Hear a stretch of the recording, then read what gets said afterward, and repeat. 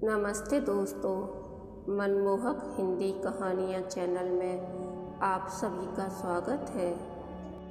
आज की हमारी कहानी है निहायत ठंडी हो तुम। आपको हमारी कहानी पसंद आती है तो वीडियो को लाइक और चैनल को सब्सक्राइब जरूर कीजिएगा। आपकी वफा हमेशा मुझ पर उधार रहेगी। मेरी जिंदगी आपकी मुस्कुराहट पर निसार रहेगी। दिया है आपने इतना प्यार मुझे कि मरकर भी मेरी जिंदगी आपकी कर्जदार रहेगी। मेहमानों को विदा करने के बाद देव के शरीर का पोर पोर दुख रहा था। शादी में खूब रौनक थी, पर अब सब मेहमानों के जाने के बाद पूरा घर भाएं भाएं कर रहा था। सोचा क्यों न एक कप चाय पीकर थोड़ी थकान कम कर ली जाए। और फिर देव ने अपनी मम्मी को आवाज़ दी, मम्मी एक कप चाय बना दीजिए। फिर देव मन ही मन सोचने लगा कि मानवी से भी पूछ लेता हूँ। बेचारी नए घर में पता नहीं कैसा महसूस कर रही होगी।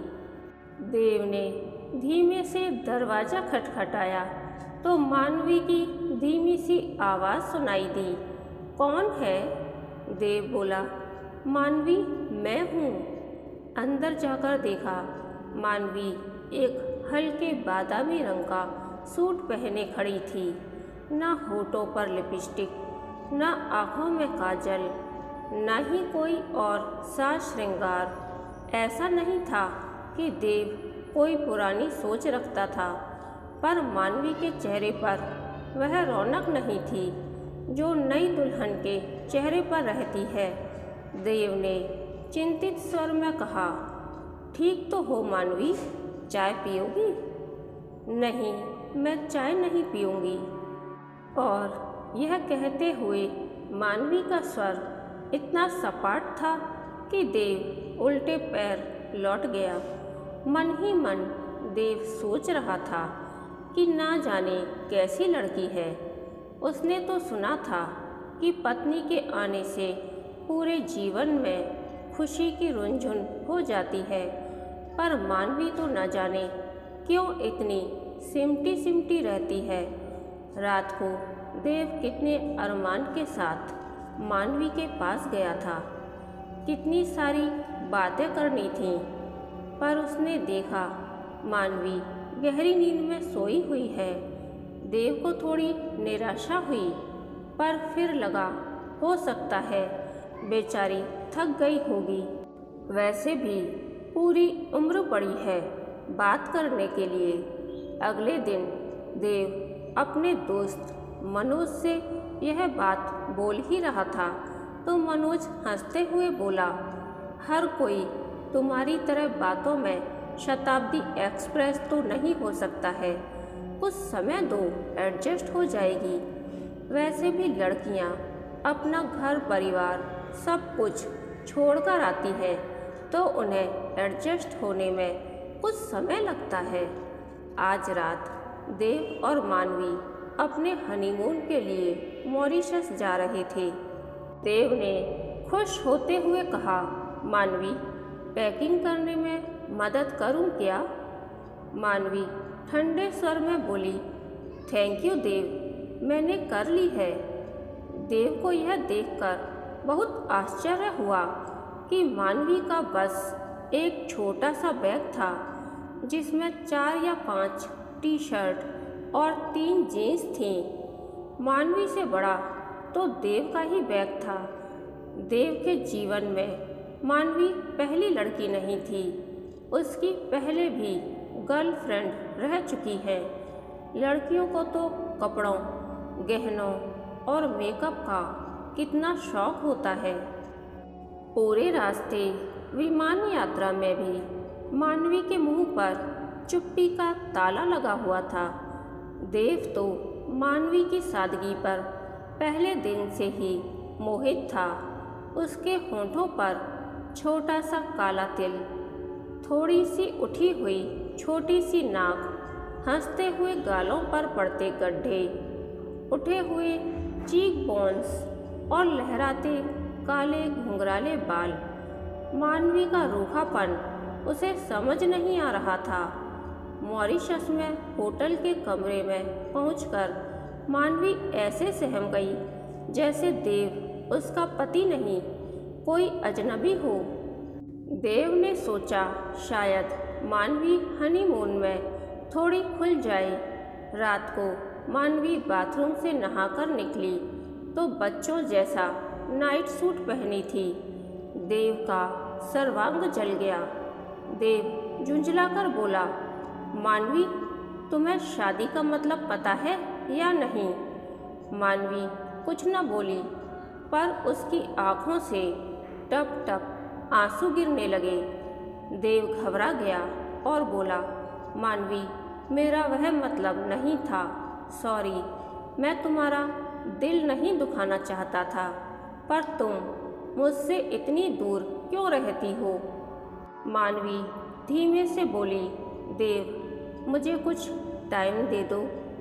मानवी, मैं तैयार हूँ, पर थोड़ा मुस्कुरा तो दो। हनीमून में भी दोस्ती करने की सारी कोशिश देव ही करता रहा था।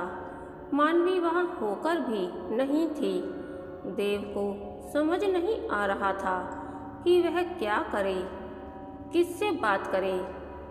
दोस्तों से बात करेगा तो वे उसका मजाक उड़ाएंगे कि वह अपनी बीवी को काबू में नहीं कर पाया है। मानवी का बर्फ जैसा ठंडा व्यवहार देव को अंदर तक जला देता था। देव जैसे ही रात में मानवी के करीब जाने की कोशिश करता, मानवी की घिक्की बंध जाती। देव को ऐसा महसूस होता जैसे वह कोई बलात्कारी हो। देव का मन सिहर उठता और वह मानवी को परे धकेल देता। कभी देव को लगता कि मानवी के मम्मी पापा से बात करे या उसकी सहेलियों से कि क्या मानवी को कोई समस्या है। मॉरिशस से सीधे देव और मानवी मुंबई चले गए, जहां देव की नौकरी थी। अगले दिन देव के ऑफिस जाने के बाद मानवी ने घर की काया पलट ही कर दी थी। देव जब लौटा तो चकित रह गया। मानवी की चुप्पी तो नहीं टूटी थी, पर वह घर में देव के साथ रच बस गई थी। एक दिन देव मानवी से बोला, घर की याद आ रही है क्या? तुम शादी के बाद एक बार भी अपने घर नहीं गई हो। तुम्हारी पग फेरे की रस्म भी होटल में ही कर दी थी। मानवी ने कहा, नहीं देव, मैं ठीक हूँ। देव को याद आया कि मानवी को उसने कभी अपने घर की बात करते नहीं देखा और न ही वह और लड़कियों की तरह सारा दिन अपने मोबाइल में लगी रहती है। रात के 8 बज गए थे। देव अभी तक दफ्तर से नहीं आया था और मानवी बेचैनी से देव की प्रतीक्षा कर रही थी। जैसे ही देव ने घंटी बजाई, मानवी दौड़ आई और बोली, कहाँ चले गए थे? देव मुस्कुराते हुए बोला, मानवी, कपड़े बदल लो, चलो आज डिनर करने बाहर चलते हैं। मानवी एक सादा सा कॉटन का सूट पहनने के लिए निकली ही थी कि तभी देव बोला, रुको। फिर शिफॉन का मेहरून रंग का गाउन निकालकर मानवी को दे दिया और साथ में मोतियों का सेट। जब मानवी तैयार होकर आई तो देव बोला, मानवी, आज इतनी सुंदर लग रही हो कि आंखें नहीं ठहर रही हैं मेरी।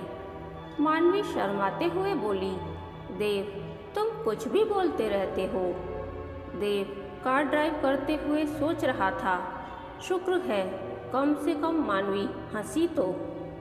डिनर करते हुए देव ने मानवी से उसके शौक और दोस्तों के बारे में बातचीत करी, पर परिवार की बात करते ही मानवी चुप हो गई।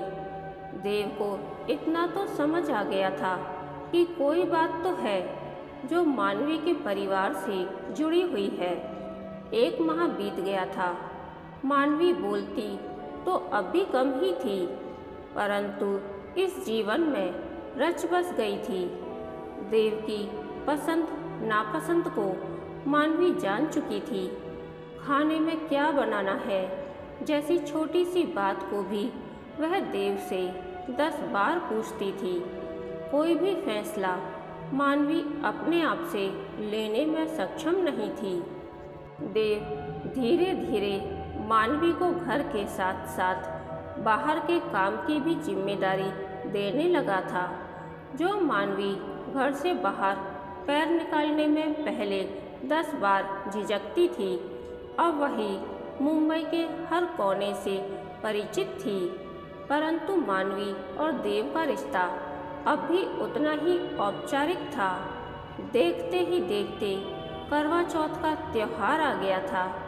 देव ने मानवी के लिए मम्मी के कहे अनुसार साड़ी, गहने और चूड़ियाँ ले आया था। करवा चौथ से 1 दिन पहले वह शाम को ही आ गया था। उसने मानवी को कुछ नहीं करने दिया। उसके हाथों में मेहंदी लगवाई और रात का खाना बाहर से पैक करवाया। रात में देव ने मानवी को अपने हाथों से खाना खिलाया तो मानवी बोली, देव, आई एम वेरी हैप्पी। देव बोला, मानवी, मैं कब हैप्पी बनूंगा? मानवी देव की बात सुनकर एकदम से सकपका गई। करवा चौथ की रात को मानवी इतनी सुंदर लग रही थी कि देव अपने आप को रोक नहीं पाया था। पर मानवी के बर्फ जैसे ठंडे शरीर को बाहों में लेते ही वह सिहर उठा। अब तो देव को ये लगने लगा था शायद वह ही नामर्द है, जिस कारण मानवी को वह उत्तेजित नहीं कर पाता है। देव इतना परेशान हो चुका था कि उसने फैसला कर लिया कि वह 3-4 दिन के लिए गोवा चला जाएगा। जब उसने मानवी को बताया तो मानवी अपना सामान भी रखने लगी। तभी देव बोला, मानवी, मैं जा रहा हूँ, तुम नहीं। तुम तो मेरी छाया से भी दूर भागती हो, तो तुम यहाँ पर ही अपनी कंपनी एंजॉय करो। मानवी को देव से यह उम्मीद नहीं थी, पर वह क्या बोलती। गोवा से जब चौथे दिन देव लौटा तो मानवी देव से बोली, देखो, मैं बुरी ही सही, पर तुम आगे से मुझे छोड़कर मत जाना। पता है मैं तुम्हारे बिना कितना अधूरा महसूस कर रही थी। मानवी, तुम एक रोबोट हो, तुम्हारे अंदर कोई संवेदना नहीं है, पर मैं एक इंसान हूँ। मैं तुम्हें प्यार करता हूँ, पर मैं अपनी शारीरिक ज़रूरतों का क्या करूँ? क्या तुम किसी और से प्यार करती हो या मैं तुम्हारे लायक नहीं हूँ? मानवी बोली, देव, ऐसा नहीं है, मैं ही तुम्हारे लायक नहीं हूँ। यह शादी मेरी गलती की सज़ा है, वह गलती जिसे मैंने जानबूझकर नहीं बल्कि अनजाने में किया था। अचानक मानवी ने यह कहकर अपनी जीभ काट ली। देव सत्ते में आ गया। क्या यह शादी मानवी के लिए सजा है? देव को एकाएक बहुत तेज गुस्सा आ गया। मन करा कि मानवी से पूछे कि जब शादी का मन ही नहीं था तो क्यों उसकी जिंदगी खराब कर दी। मानवी के मुंह से बात तो निकल गई थी, पर उसे समझ आ गया था कि देव आहत हो गया है। शाम को जब मानवी देव के लिए चाय लेकर आई तो चुपचाप उसके पास बैठ गई और बोली, देव, मैं आपको दुख नहीं पहुंचाना चाहती थी। मानवी, मुझे पूरा सच जानना है। मुझे इस जबरदस्ती के रिश्ते से मुक्त कर दो। मानवी भर्राई आवाज़ में बोली, देव, पूरा सच जानकर आप मुझसे नफरत करने लगोगे। शायद घर से चले जाने को भी कह दो। देव, मैं आपको खोना नहीं चाहती हूँ। यह घर मुझे अपना लगता है। आप मुझे अपने लगते हो। देव प्यार से उसके सिर पर हाथ फेर कर बोला, मानवी, मैं तुमसे एक पति की हैसियत से नहीं बल्कि एक दोस्त के तौर पर बात करना चाह रहा हूँ। जब मैं कॉलेज में अंतिम वर्ष में थी तब मेरी ज़िंदगी में रवि आ गया था। मैं उससे बेहद प्यार करने लगी थी और वह भी मुझे बेहद चाहता था। देव, रवि के साथ मैं थोड़ा आगे तक निकल गई थी, जिसे हमारे समाज में गलत मानते हैं। मैं उसके प्यार में बावरी हो गई थी। जब मेरा परिवार लड़का देखने लगा तो मैंने अपने परिवार को रवि के बारे में बताया, पर मम्मी पापा ने यह कहते हुए मना कर दिया कि वे लोग उस जाति से हैं जो काफ़ी रूढ़िवादी होते हैं और आर्थिक रूप से भी रवि का परिवार अधिक संपन्न नहीं है। पर मेरे ऊपर तो इश्क का जुनून सवार था। मैंने रवि को जब सारी बात बताई तो उसने कहा, कुछ सोचने का समय दो। एक दिन जब मुझे पता चला कि आप लोग मुझसे मिलने आ रहे हैं तो मैं रात को घर से निकल गई और रवि के फ्लैट में पहुंच गई। रवि मुझे इस तरह देखकर हक्का बक्का रह गया। उसके दो और दोस्त जो वहीं उसके साथ रहते थे मुझे अजीब नज़रों से देख रहे थे। फिर रवि मुझे एक कमरे में ले गया और बोला कि चलो आज फिर से सुहागरात मना लेते हैं। मैं घबरा गई और बोली कि रवि प्लीज़ अभी नहीं, तुम कुछ भी करो पर मुझे अपना बना लो। मैं तुम्हारे अलावा किसी और के बारे में सोच भी नहीं सकती हूँ। इस पर रवि हंसते हुए बोला कि जान, वही तो करने की कोशिश कर रहा हूँ। मैंने जैसे ही रवि को धक्का दिया तो वह तिलमिला उठा और बोला कि निकलो यहाँ से। मैंने कोई धर्मशाला नहीं खोल रखी है। जाकर पहले सेक्स एजुकेशन लो, फिर शादी वादी के बारे में सोचना। निहायत ठंडी हो तुम। पहली बार भी तुम एक लाश की तरह पड़ी रही थी। जब मैं रवि के हाथों अपमानित होकर अपने घर पहुंची तो मम्मी ने मुझे आड़े हाथों लिया। भैया ने 3-4 थप्पड़ लगा दिए। पापा मुझे नफरत भरी नज़रों से देख रहे थे। सबने मुझे चरित्रहीन और गिरी हुई लड़की मान लिया। किसी ने मुझसे बात नहीं करी।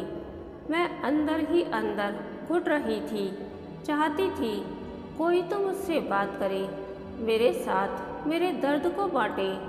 देव, मेरी गलती बस इतनी थी कि मैंने रवि पर भरोसा किया, पर कभी लगता है मैं बेवकूफ़ हूँ। मुझे कोई फैसला लेना ही नहीं आता। फिर लगता है शायद रवि ठीक ही कहता है, मैं सेक्स के लायक नहीं हूँ। आप लोग कब आए, कब मेरी शादी तय हुई, मुझे शायद कुछ भी याद नहीं। और फिर मानवी फूट फूट कर रोने लगी। उसकी हिचकियाँ बंध गईं, पर फिर भी वह आगे बोलती रही, मैं आपके काबिल नहीं हूँ। मैं आज तक तुम्हारे साथ पति पत्नी का रिश्ता नहीं बना पाई हूँ। शायद मैं कभी किसी पुरुष को खुश नहीं कर पाऊँगी। देव सारी बातें सुनने के बाद बोला, मानवी, तुम्हारी कोई गलती नहीं है। तुम क्यों खुद को सजा दे रही हो? तुम्हें रवि जैसे लड़के ने कुछ भी कहा और तुमने उसे सच मानकर स्वीकार कर लिया। नई जिंदगी को खुले दिल से स्वीकार करो। अगर मैं पसंद नहीं हूँ तो मैं खुद तुम्हें इस रिश्ते से मुक्त करा दूँगा, अन्यथा खुद को इन पूर्वाग्रहों से मुक्त करो। मानवी झिझकते हुए बोली, देव, क्या आप मुझे चरित्रहीन गिरी हुई लड़की नहीं मानते हो? मानवी, उस हिसाब से मैं अधिक चरित्रहीन हूँ, क्योंकि मेरी जिंदगी में भी तुमसे पहले 3 लड़कियाँ आई थीं। मानवी फिर सहमते हुए बोली, अगर मैं आपको पूरी उम्र पत्नी का सुख नहीं दे पाई तो? मानवी, मेरे लिए तुम्हारा प्यार और सम्मान शारीरिक नज़दीकी से अधिक जरूरी है। फिर डॉक्टर्स किस मर्ज की दवा है? सबसे पहले अतीत के पन्ने को फाड़ दो। खुद को अतीत से मुक्त करके मुझे खुले दिल से अपना लो, और इसका एक ही तरीका है। रवि और अपने परिवार के साथ साथ खुद को भी माफ़ कर दो। तुम्हारे परिवार ने जो भी किया वह सही है या गलत है मुझे नहीं पता है, पर उन्हें माफ़ कर दो और आगे बढ़ो। जब तक तुम खुद को अतीत से मुक्त नहीं करोगी, इस रिश्ते को अपना नहीं पाओगी। उस रात घर का कोना कोना खुशी से भरा था। मानवी लाल और हरी साड़ी में बहुत सुंदर लग रही थी। देव आगे बढ़कर मानवी को गले लगाने ही वाला था कि कुछ सोचते हुए एकाएक रुक गया। मानवी ही चुपके से देव के गले लग गई। तब देव को ऐसा महसूस हुआ मानो आज वास्तव में मानवी अपने अतीत से मुक्त होकर उसकी बाहों में पिघल रही थी। कहानी के अंत तक बने रहने के लिए धन्यवाद। यह कहानी आपको कैसी लगी प्लीज़ कमेंट करके बताइए।